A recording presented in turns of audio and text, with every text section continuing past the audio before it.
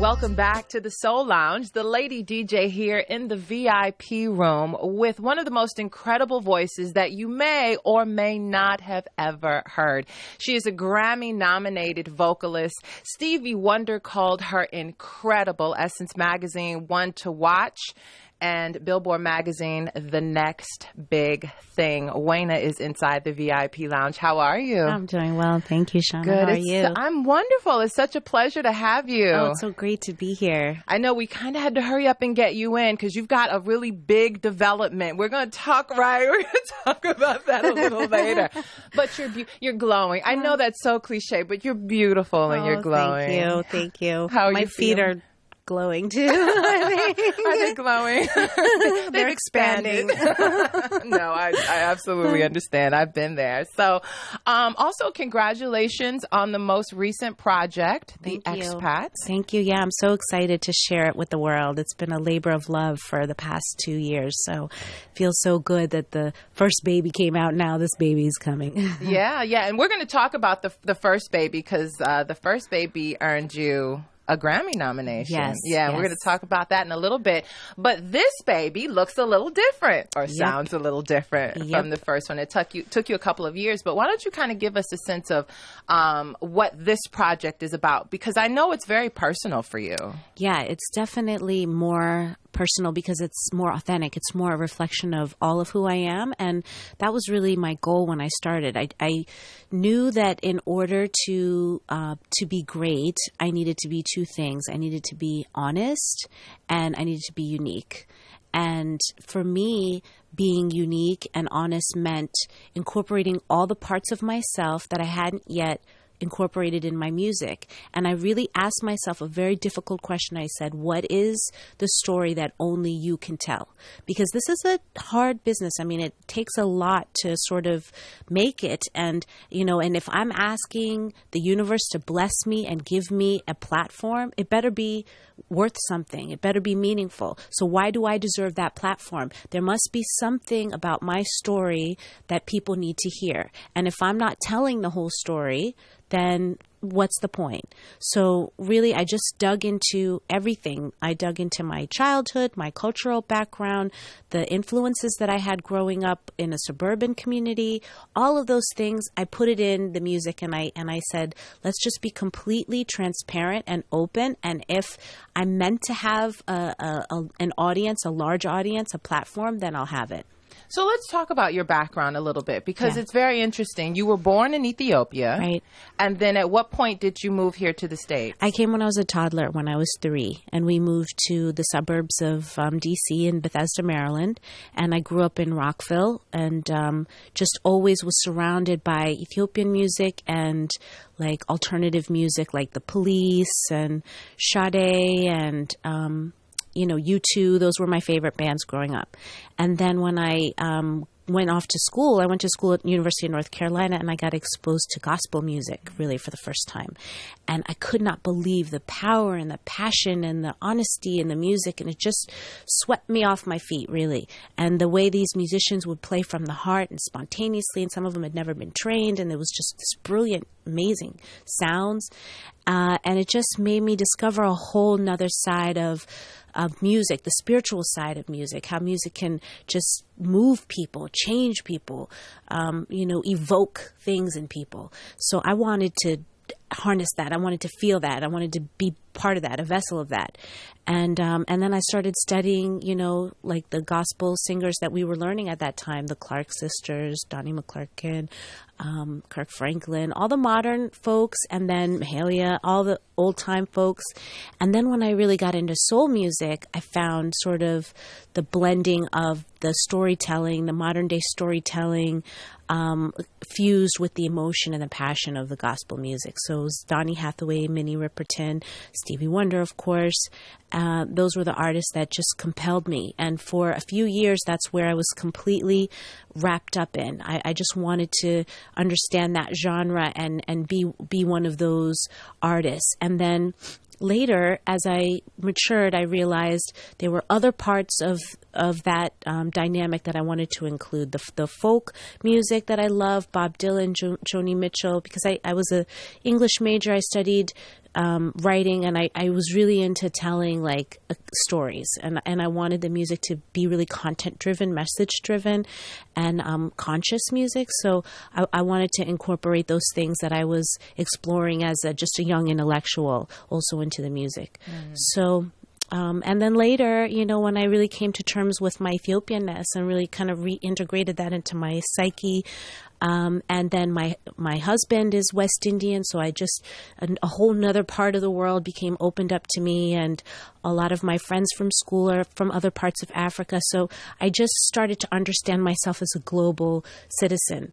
And all of these things just, you know, influenced me, and what I felt on with this project was that I needed to give each of them a place, a voice, a representation, and that would be a more authentic representation of who I am. And I like the way that you've been able to meld them together, because as you were talking and I'm hearing you going through your own experiences, the traditional Ethiopian music into the gospel, into the soul. In American music, everything is so fragmented. Yeah. And you just you don't hear gospel mixed with folk, even though it kind of all just sort of grows from the same roots. It's completely from the same root. And I saw it really when I went to Ethiopia. For the first time, I went to this festival in the rural area called the Festival of 1,000 Lights. It's in this area called Arba Minch. And there were all these indigenous bands, I guess you could call them, but they were just villagers who would make music to just occupy their day. And they had their own instruments, their own dialects, their own costumes. And when I saw them perform, the complexity of what they were doing, the sophistication of it, I just imagined if they took that hand-woven instrument and replaced it with a clarinet or, you know, or a saxophone, it would sound like Coltrane. You know, it had the same sort of sophistication and the different rhythms, and I mean, it sounded like jazz, and it was just amazing to me that you know, that I had to go all the way to Ethiopia and see how the music that I was studying was really rooted in who I am already. You know, I wasn't an outsider doing that music, and by the same token, any non-American who listens to world music is not an outsider. I mean, the root of all music is African, and there are so many connections. You know, there's so many connections that make us all, you know, similar and understanding of each other if we really just open our ears. And that's such an interesting understanding that you have of it, and that you were so immersed in it, because out of college, do I understand this correctly, you didn't go right into music. You actually were working for the White House? Yeah. I studied English and speech communication. And, you know, coming from an Ethiopian background, there's not really a lot of emphasis on art. You know, people want you to just get like a regular job. So I felt compelled to become a professional. And I just happened to take a speech writing class my final semester. And we went to go meet the president's speechwriters. And the person speaking to us was a man named Terry Edmonds, who's the first African-American to ever serve as a presidential speechwriter. And he just blew me away. And I thought, you know what, I could do this. This is something that I could do that wouldn't completely bore me to death. So I did it. I really enjoyed it. It was really challenging. It was really inspiring. I loved the brilliant people I was working around, but it wasn't the true fulfillment of what I had inside. It was like just a suit I was wearing, and I could do it, but it wasn't the best of what I had to give the world. And so I found myself sneaking out on my lunch breaks to go see Angie Stone when she was doing a listening session at Kent Mill, or Marcus Johnson or Indiari, and then I would do my, you know, cover gigs in Georgetown every Friday night. And it was just not, you know, I just got to a point where I really felt like I was like two people in one. So I just said, you know what, I have to just really step out on a limb and follow my passion. And what I found was that my fear about doing an unconventional job or not being respected as a, you know, writer or a, you know, whatever sophisticated, you know, thing my family was proud of me for having become, was completely unfounded, because most of the people around me, in fact, all of the people around me, seemed to have their own private dreams and aspirations that they had put to the back burner to do the conventional thing or the respectable thing or the responsible thing. And when they saw me doing what I did, they were so encouraged and inspired, and they almost lived vicariously through me. And some of them even, some of my close friends even quit jobs and started other careers. You know, I had a friend who was a lawyer who quit her job and started, becoming a PR person, which was always her dream, or launching her magazine. And this was, this is the truth of our lives. I mean, we're given, and this is one of the perspectives I feel like I'm blessed to have as an immigrant, because I saw how hard my mom had it, and growing up, I always, realized that it's not, what is the point of her suffering? I mean, the point of her suffering is that I have a stable and fulfilled life. It's both. It's not just having a good car and a nice house and why? I mean, it's all of it. It's abundance. And if you can believe in that, then you can have it all. I really do believe that. And I think that's why I've stuck with it, even though it's been quite an arduous journey. It's been so rewarding because it's what I'm supposed to do. And every day I'm willing to do all the hard stuff that goes along with doing it, because the high that I get from sharing these stories, these songs, or those moments on stage when you just feel like you're just buzzing because it's what you're supposed to be doing, that's worth everything. And I just think, the more we allow into our lives, the more will come. So I'm believing that this year will be even bigger and better. Yeah. Well, I'm so glad you shared that, because I know that there are people right now thinking the same thing. This is not what I'm supposed to be doing. I have a bigger dream, and it takes someone to just say, have the courage to do it. It's scary. Yes, it's hard. It is. But you've got to have the courage to do it. That's awesome. And I imagine that those experiences also work their way into your work, because you write your songs. I do. So talk to me about that process, specifically the vulnerability that is necessary to be a songwriter. I'm always amazed at how songwriters can be so naked or vulnerable to the world, Well, it's cathartic. I mean, you hear that 100 times over, that it's healing, but it is really, and it's best when you're not really thinking about it on any level. I mean, I think one of the most personal songs I ever wrote is on my first album, Moments of Clarity. It's called Mama's Sacrifice, and it's about my mom's story of just raising me as a single parent. And when I first started writing it, I didn't even know it was about her. The lyrics were, she was beautiful, but no less practical than any other woman wanting love and stability. When she chose her mate, she kept in mind what it would take to care for her and provide for the family. He was tall, dark, and handsome. There's the story, like, I just saw it as another woman. And then by the time I got to the hook, I realized, oh, this is my mom, And it's really nice when you can take yourself out of it, and then you feel like, the spirit moving through you and giving you a gift as much as, the listener. And I think that's when it's the best, when you can remove your ego out of it, because then really, all of us are just vessels. I mean, we're just allowing something bigger and better to come through us. And the more we're able to do that, the better it is. So, when it's a surprise to even you, that's when it's so sweet. Yeah, absolutely. Well, I would love to hear some of. Thank you for sharing those lyrics. But I'd love to put the guitar together with some of the lyrics that you've written, and just to hear a song. So would you be kind enough to perform for us? I would love to. I'd be happy to. So what are you going to do for us first? We're going to do I Don't Want to Wait, which is the first single from the new album, The Expats. Awesome. Thank you.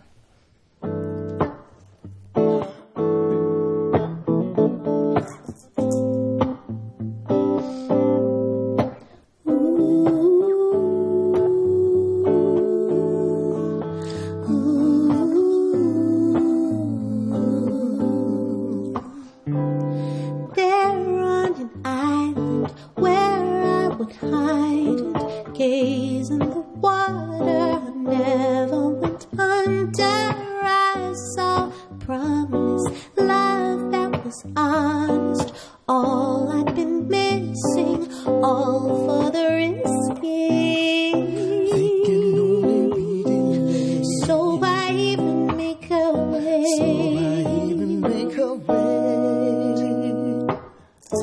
I don't wanna wait no more, wait for the summer.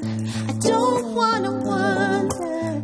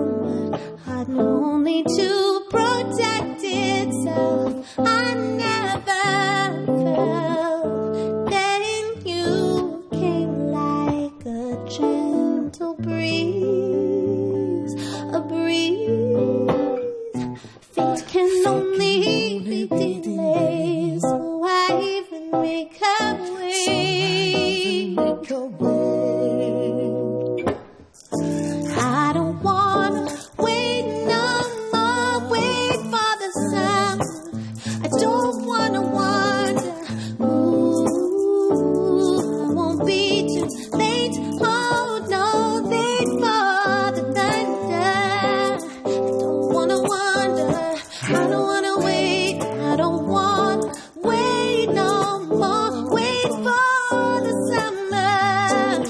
Don't wanna wonder. I won't be too late. Don't know. Late for the thunder.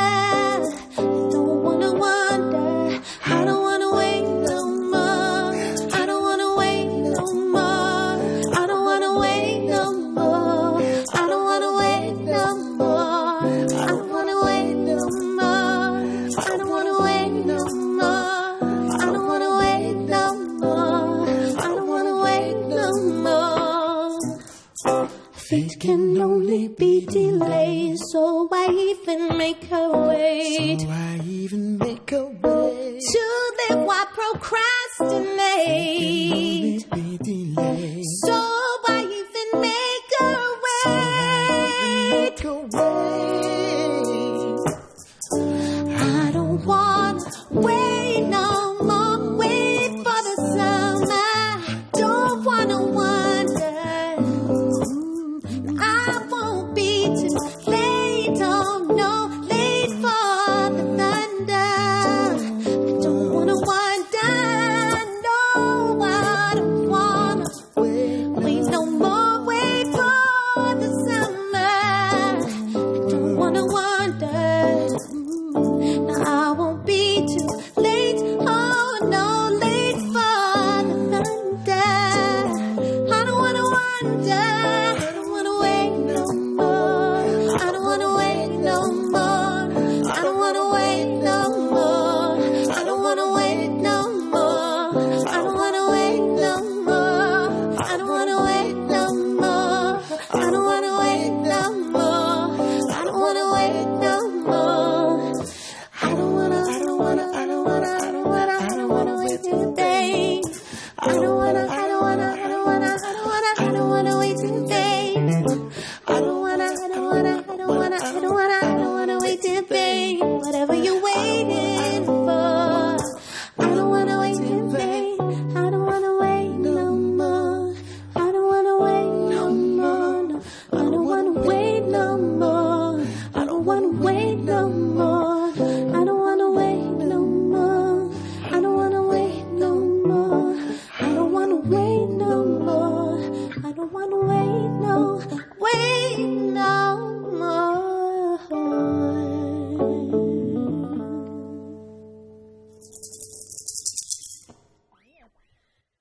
Welcome back to the Soul Lounge. We are in the VIP room with Wayna. I'm the lady DJ. Just sang a beautiful song. Can you please introduce your Yes, accompanist, please. I'm so proud to introduce Chris Rouse, who is a native of Toronto and one of the producers on the album, and played keys and produced the vocals with me on the album. And he's just a gem, and we've been performing together since the album launched, and I just have such a great time playing with him. He's incredible talent. He is. And I understand that you brought a number of people from all over the world together for this project. Yes. So we started just by doing a jam session in Toronto, and we collected, and when I say we, I mean my business partner, Adison Bialo, collected a group of musicians from the area that understood international music, and they just so happened to be from all over: India, Israel, Uganda, Jamaica, Japan. It's just a few of the countries represented. The Middle East was also represented, Eritrea, Ethiopia. So really, like, all of those different backgrounds came together. But what we found was that we all had similar tastes. We all loved Bob Marley. We all loved Radiohead. We all loved Fela, and these commonalities brought us together and enabled us to kind of seamlessly bring together these different genres. So, like, how does that work when you're in a jam session? Do you all just get together, everyone picks up their instruments, somebody goes 5, 6, 7, 8? Just boom. It's like a musical. Go. Do you want to answer that? How do you think? After you, I think you got it. I mean, I think it was very spontaneous, but it usually started with just somebody playing a lick that kind of caught someone's ear, and then everyone else would just feed off of it. And sometimes we would come up with like, several grooves. Like maybe in one session we would have like 15 or 20 grooves, but then out of that we would pick like 2 or 3 that I would take home to DC with me and write to. Okay, so you recorded it and then you went back and put the vocals down, and then out of that came back. Interesting. Yeah. Interesting. It's incredible. I love the influence, because you can hear those various influences in each of the singles on the Expats, which was, like you say, very different from the first project. And I'd like to go back just for a moment, because that first project was it Higher Ground? That was around the time you got nominated for because the Loving You was on Higher Ground, right? Right. Okay. That's actually my sophomore album. My first album is Moments of Clarity. And the Diagram is the sophomore All album. right. And so in 2009, you were nominated. Yes. For the Grammy categories are so different. Yeah, so it's like best urban alternative, I think was the category back then. Right, yeah. So that had to be nice. Oh, it was incredible. It was the biggest validation that I had gotten up until then, and just gave me the steam to just keep going. It was really, really like the biggest blessing ever. And the thing about it is there were a lot of people who told me that it was completely impossible as an independent artist to get recognized. And even to this day, people assume that I was on a label and that, the label had marketed me and that I had gotten a nomination. That's not the case. The Grammys has a R&B nominating committee that's specifically designed to make sure that even lesser popular artists are recognized for quality rather than popularity. So I was fortunate to be a beneficiary of that. So, it was a huge surprise, but one I had definitely prayed for and worked for. Well, that goes back to what you were saying earlier about when you're kind of in your purpose, you're in your place, you're doing what you're supposed to do. Yes. It's like the universe just kind of opens up and boom, there's a Grammy nomination. Absolutely, because I could not have in my own strength or wisdom orchestrated the pieces that had to come together for that to happen. It was definitely outside of my control. But all of the little things that I could do help set it in motion. But at the end of the day, it was, several other pieces that came together that made it happen. Yeah. Awesome. Okay, so you are glowing because you are how far along now with child? I am 6.5, almost 7 months. Okay. Yeah. And this is your second child? My second daughter on the way. Oh, nice. Congratulations. Thank you. 2 little girls. Yes. Oh, how sweet. Now, I have to ask you this because I remember way back when Lauryn Hill was having a baby, and she talked about like the amount of creativity, like all this creative energy that just came out of her. Yes. And I didn't want to get out of the bed. Now, I'm not a songwriter, so maybe that's why it didn't happen for me. But I'm just curious, have you found that to be the case? No. And it's so funny that you said that, because I was thinking that just the other day, too, while I was driving. I remember, because A Rose is Just a Rose, Aretha Franklin came on, and I remember her saying that she had so many songs she couldn't even sing them. She was just giving them to people. I'm like, golly, I didn't feel that at all. But I definitely felt just a wave of energy to work and do as much as I could before she came, because before she comes, because I know what it will be like once she's here. So that whole work-life balance is a constant, I know, understand, as a constant thing to figure out. So I've learned that the happier I am, the more fulfilled I am, the more whole and well-rounded I am, the better mom I am, and the better role model I am for my daughter to give herself that same freedom. So, I wrestle with balancing it all and managing to be creative, and also, being a mom is a very practical venture too. You have to really think about things you never, as an artist, you wouldn't think about. So it's definitely a juggling act, but it has fed my artistry very much in other ways. Maybe not while the baby's inside, but in so many other ways, it's inspired me to be better and more whole and more honest. Yeah, that's important. That's important. All right, so I have a few questions that I ask everyone. So I'm going to ask you some questions. Okay. This is called What's in Your Ear. So I'm just kind of interested, like what's in your iPod or on your phone or however you listen to your music. So the first question I have is, what are you dancing to? So you're in the kitchen washing dishes, The radio's up. What are you dancing around to? Okay, so my favorite music to like work out or dance to would be Rihanna. So it's not that alternative I'm and with chic. you. Okay. I love Rihanna's music, so I work out to her all the time. She's great. All right. What are you loving to? The romantic evenings that you and your husband enjoy. What's on? You know, let's see. Lately, we've been just listening to like just jazz. Like I have an old Miles Davis record. I don't even know which one it is. I think I bootlegged it. Actually, that's why I don't have the name of it. But we like to our lives are so hectic with a toddler. So when we have downtime, it's just like nice instrumentals that just are speaking to you, but they're not speaking to you. So I think like jazz is our favorite. Yeah. Okay. All right. Awesome. What lifts your spirits? Who lifts your spirit on those days when you're just not feeling it? An artist or a genre, a specific song? Yeah. It's funny. I have to say, like when I really need a pick me up, I don't so much go to music, and the irony is that. And lately, because I've been working so much, that it's like the music makes me think, right? So, I tend to like listen to an audiobook or a speaker. So those are the things that really feed me. So I've become a recent junkie of the TED Talks app. So I just watch that like when I feel like I need a little stimulation or a little inspiration.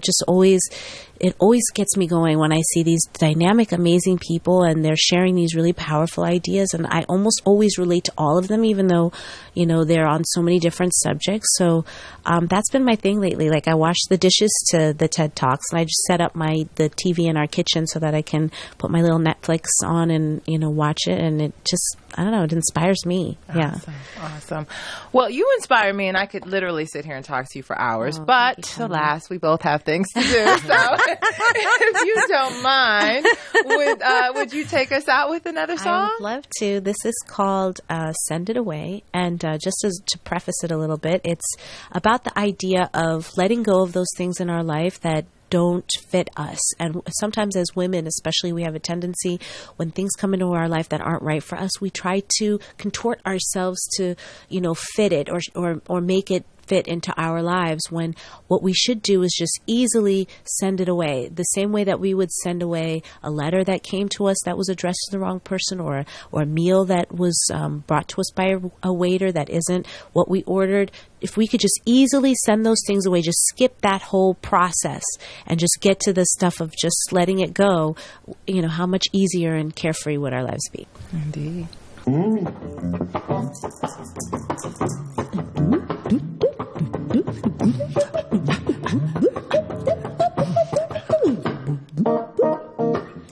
wrote my friend a letter, said all I long to tell her.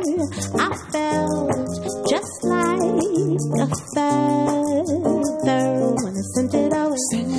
Send it away, send it away. You wrapped your heart in paper, a gift thought I was made for. It arrived about 5 years later, so I sent it away, send it away, send it away. Send it away,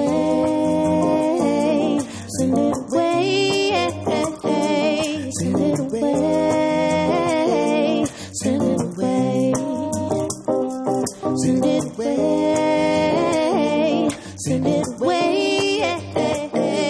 send it away, send it away. When it isn't right, why do we put up a fight to fit it when it is too tight? Clear as day and night, there's nowhere where left is right. To settle for what's left ain't right. This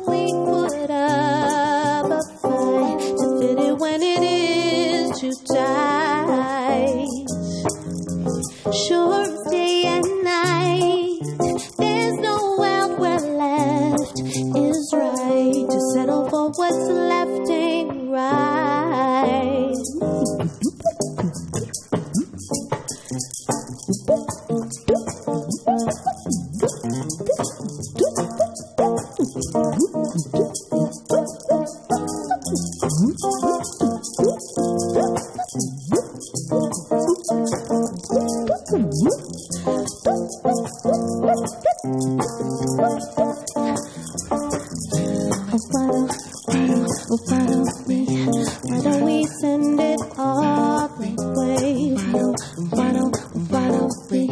Why don't we send it all the way? Why don't we send it all away? Away.